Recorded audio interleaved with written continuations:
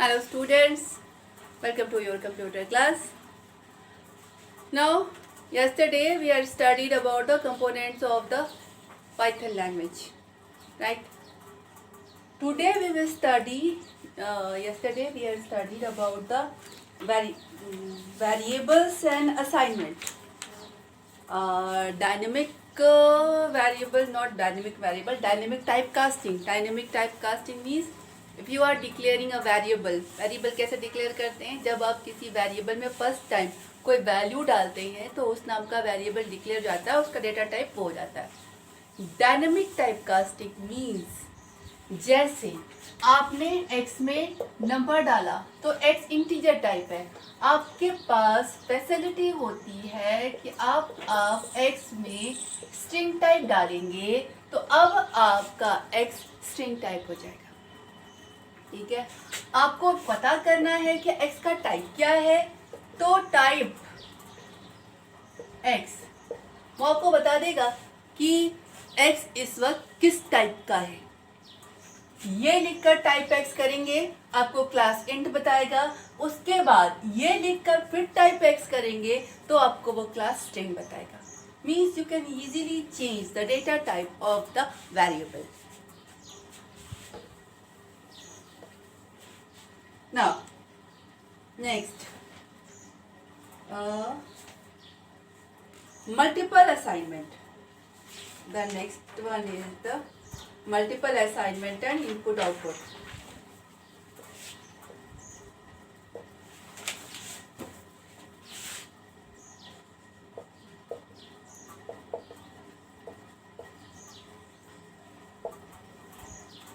Multiple assignment क्या होता है?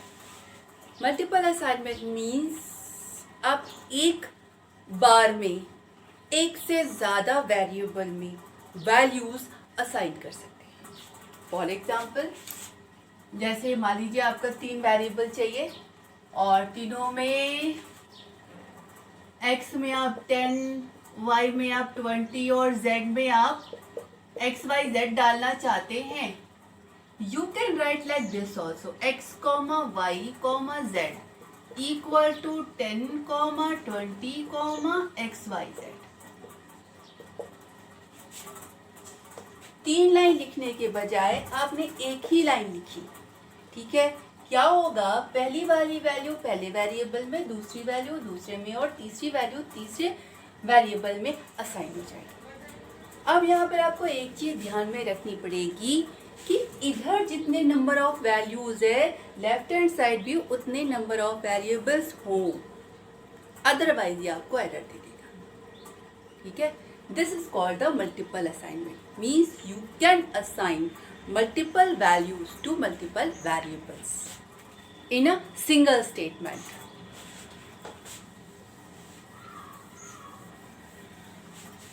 Next is the simple input and output.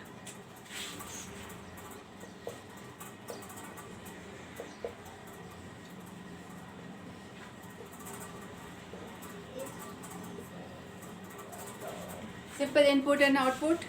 Input means reading, output means printing. Reading आपका programme करना है, कोई चीज़ आपको रीड करनी हो, that is called the input. मतलब कीबोर्ड से वैल्यू आपको रीड करनी है और रिजल्ट हो जाने के बाद कोई मैसेज या रिजल्ट जो भी प्रिंट करना हो, that is called the output. Reading के लिए या इनपुट के लिए आपके पास पाइथन में जो फंक्शन अवेलेबल है, that is the input. Input a message, ये फंक्शन, ये जो मैसेज आपने दिया है वो मैसेज प्रिंट करेगा और जो भी वैल्यू आप कीबोर्ड से डालेंगे, इधर कोई वेरिएबल होना चाहिए। ठीक है, जब ये लाइन चलेगी तो ये मैसेज स्क्रीन पे प्रिंट होगा। आपसे कोई भी वेरिएबल की वैल्यू मांगेगा, आपने जो वैल्यू दी ये लेफ्ट हैंड साइड वेरिएबल में असाइन कर देगा। अब यहाँ पर जो भी रीड करके ये असाइन करता है, that is in the form of string. माने जैसे आपने 5 भी दिया तो ये ऐसा है। What is the difference between this and this? This is a number and this is a string. मैंने लिटरल्स पढ़ाए थे। तो आप डबल कोट के अंदर जो कुछ भी लिखते हैं that is the string literal. This is number. तो आपने अगर इनपुट में मान लिया आपने लिखा एंटर अ नंबर और आपने 5 दिया, तो ये 5 ये नहीं होगा, ये होगा। इसके होने पे क्या होगा कि आप इसमें कोई भी अर्थमेटिक ऑपरेशन इस पर तो नहीं परफॉर्म कर सकते ना, स्ट्रिंग है, ठीक है। अब आपको अगर कोई नंबर रीड करना है तो रीड तो आप इसी फंक्शन से करेंगे और फिर आपको उसको नंबर में कन्वर्ट करना पड़ेगा। नंबर में कन्वर्ट करने के लिए आपके पास फंक्शन अवेलेबल होते हैं दैट इज द इंट और द फ्लोट। इंटीजर यानी बिना डेसिमल वाले नंबर में कन्वर्ट करना हो तो हम इंट फंक्शन यूज करते हैं, और अगर डेसिमल वाले नंबर में कन्वर्ट करना हो तो हम फ्लोट यूज करते हैं, ठीक है। चलिए एक प्रोग्राम प्रिंटिंग भी बता दें, फिर एक प्रोग्राम लिखते हैं। यह हो गया रीडिंग के लिए। प्रिंटिंग के लिए हम फंक्शन यूज करते हैं प्रिंट। अब प्रिंट में you can print a string constant और अ वेरिएबल और एनीथिंग, ठीक है। तो आपको जो भी चीज प्रिंट करनी है, मान लीजिए आपको कोई मैसेज प्रिंट करना है, डबल कोट के अंदर आपने वो मैसेज लिखा, आपका वो मॉनिटर पर वो मैसेज प्रिंट हो जाएगा। आपको किसी वेरिएबल की वैल्यू चाहिए, आपने प्रिंट में वेरिएबल का नाम लिखा, आपका उस वेरिएबल की वैल्यू प्रिंट हो जाएगी।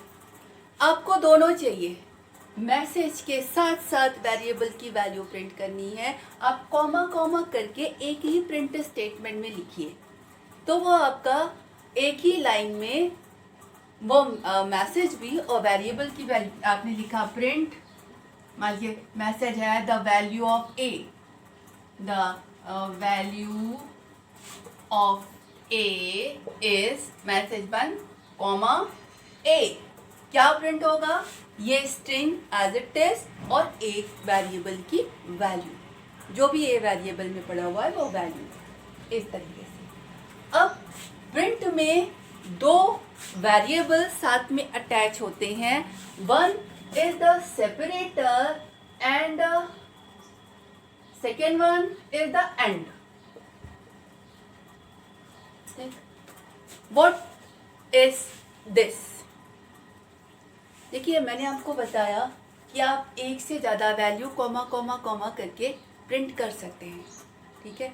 अब कॉमा कॉमा करके आप ढेर सारी वैल्यू प्रिंट कर रहे हैं, तो एक वैल्यू और दूसरे वैल्यू के बीच में जो डिफ्रेंशिएशन होता है यानी separator, that is a space bar, a space, by default is a space.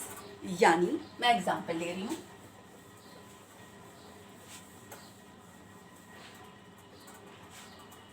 Print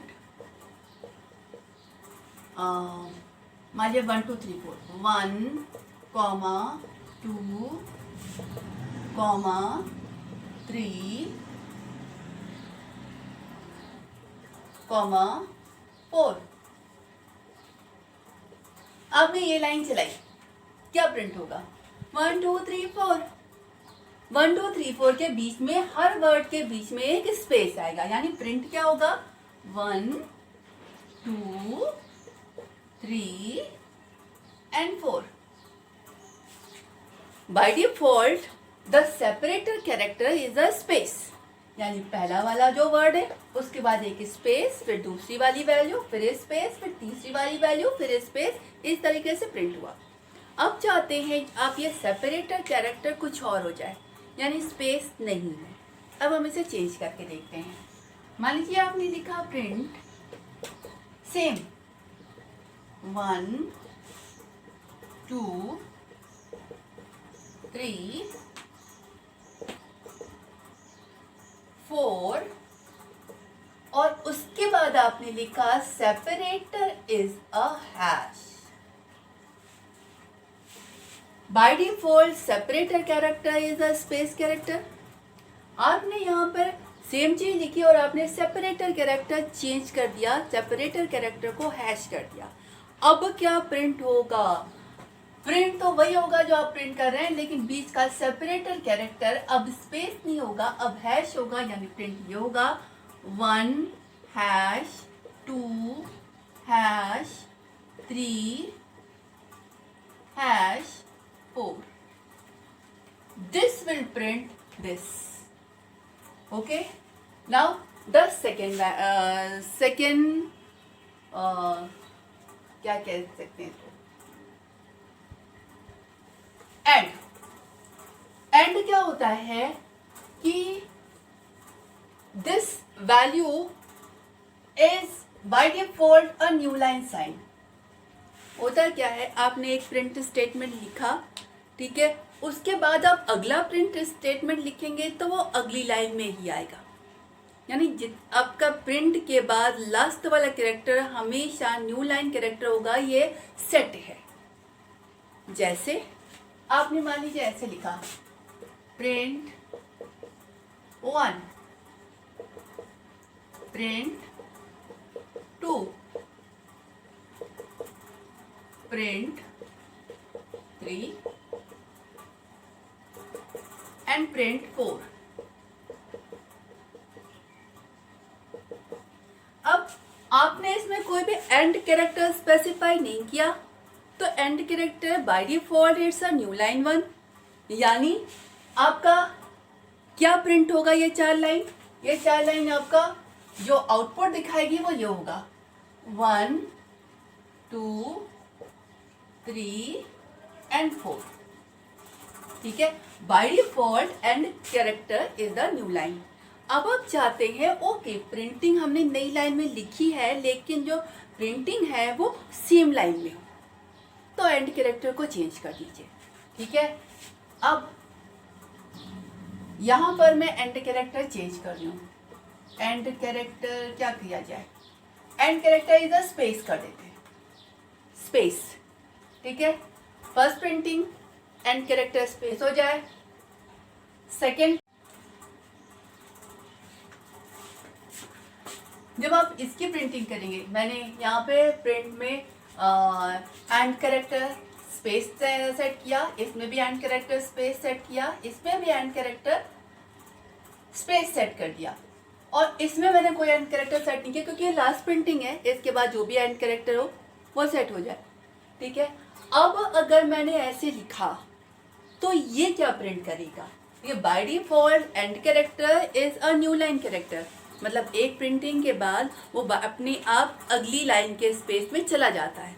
अब मैंने एंड कैरेक्टर चेंज कर दिया, मतलब अब ये अपने आप अगली लाइन में नहीं जाएगा, तो प्रिंट क्या होगा, पहले वाले. Now what will print this, पहला वाला प्रिंट ये प्रिंट करा था, दूसरा वाला प्रिंट क्या करेगा, 1 प्रिंट किया और एक स्पेस आगे आ गया, फिर 2 प्रिंट किया, फिर एक स्पेस आगे आ गया, फिर 3 प्रिंट किया, फिर एक स्पेस आगे आ गया, और फिर 4 प्रिंट किया, और अब वो अगली लाइन में आ जाएगा. Means this print, this print will print this one.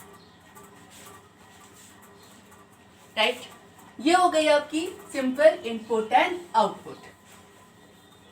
एक प्रोग्राम लिख लेते हैं छोटा सा, फिर आते हैं नेक्स्ट टॉपिक डेटा टाइप पर. रीडिंग और प्रिंटिंग पढ़ाया है, तो 2 नंबर रीड करते हैं और उसका समेशन प्रिंट करते हैं. Right, with message.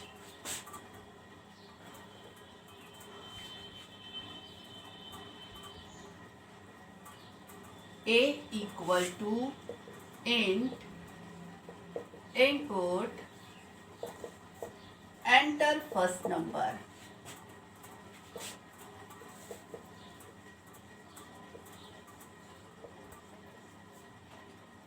B equal to int input enter second number.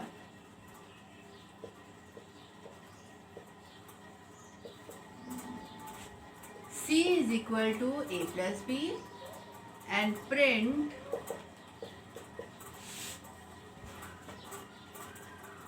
sum of A and B is C। 4 line का प्रोग्राम है, ठीक है। आपने सेव किया, रन कराया। What will be the output?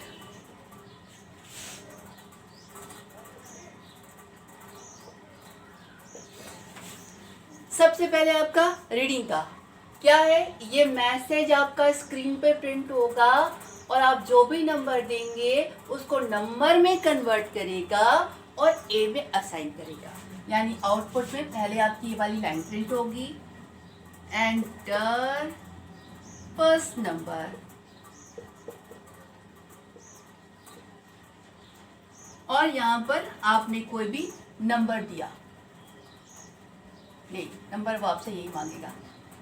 आपने मान लीजिए दिया 10, क्या होगा 10 दिया, इस आपने क्या दिया, ये इसको ऐसे लेगा, ठीक है। ये इंटीजर इस 10 को इसमें कन्वर्ट करेगा और ये 10 जो है वो ए में असाइन हुआ, यानी अब ए आपका इस 10 को पॉइंट करने लगा, ठीक। उसके बाद अगली लाइन चली, ये लाइन प्रिंट होगी, क्या प्रिंट होगा, एंटर सेकेंड नंबर। अब मान लिया आपने 15 दिया, अब इस 15 देने में क्या होगा, इनपुट ने इस 15 को रीड किया, यानी रीड क्या किया है, ये 15 ये इंटीजर इस स्ट्रिंग 15 को नंबर 15 में कन्वर्ट करेगा और बी में असाइन करेगा, यानी चीज ये हुई, बी आपका 15 को पॉइंट करने लगा, ठीक है। C is equal to A plus B, A और बी में जो वैल्यू है, ए में क्या है 10, बी में क्या है 15, दोनों जुड़ा और C में असाइन हुआ, दोनों जुड़ा यानी 25, यानी C किसको पॉइंट कर रहा है, 25 को, ठीक है। नाउ ये क्या प्रिंट करेगा, ये स्ट्रिंग है, प्रिंट होगा सम ऑफ, उसके बाद ए की वैल्यू, जैसे द वेरिएबल, कॉमा के बाद एक वेरिएबल है, वेरिएबल की वैल्यू क्या है 10, यानी सम ऑफ 10, उसके बाद फिर कॉमा, फिर से स्ट्रिंग है आएगा, एंड फिर क्या है वेरिएबल की वैल्यू, बी की वैल्यू क्या है 15 आएगा 15, उसके बाद क्या है कॉमा के बाद एक स्ट्रिंग इज, और फिर क्या है सी की वैल्यू यानी 25, यानी आपका प्रिंट होगा sum of 10 and 15 is 25। This will be the result, right. इसके बाद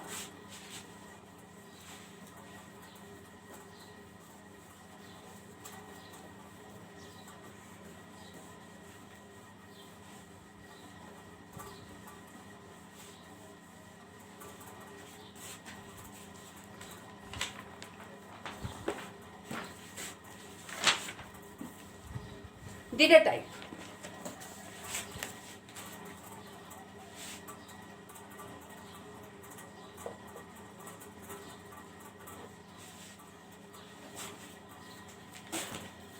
what is the meaning of the data type? Data type means the nature of the data. Basically data type आपको बताता क्या है, कोई एक वेरिएबल का नाम है, ठीक है, means a memory location, that's all. अगर आपको पता हो कि डेटा टाइप क्या है तो उसमें आपको ये पता चलता है कि इसमें जो डेटा स्टोर है उसका नेचर क्या है और आप उस पर क्या क्या ऑपरेशन परफॉर्म कर सकते हैं, ठीक है। Data type define what is the nature of the data, means it is a string or a number or point decimal number or floating point number, and you can perform or a list collection, ठीक है। Data का nature क्या है, data का nature पता चल गया कि ये कलेक्शन टाइप है, या ये पता चल गया कि ये स्ट्रिंग टाइप है, या ये पता चल गया कि ये पॉइंट वाला नंबर है। उसके बाद आपको ये पता चलता है कि आप इस डेटा पर क्या क्या ऑपरेशन परफॉर्म कर सकते हैं, मतलब आपको ये पता चल गया कि ये नंबर है तो इस पर आप सारे अर्थमेटिक ऑपरेशन परफॉर्म कर सकते हैं। आपको ये पता चल गया कि ये स्ट्रिंग है तो इस पर आप सारे स्ट्रिंग ऑपरेशन परफॉर्म कर सकते हैं। ये पता चल गया कि ये कलेक्शन है, यानी लिस्ट है, टू प्ले है, डिक्शनरी है, तो इस पर आप जितने कलेक्शन वाले सीक्वेंस वाले ऑपरेशन है वो परफॉर्म कर सकते हैं. I think sufficient one. We'll take the data type in the next class. Okay, thank you.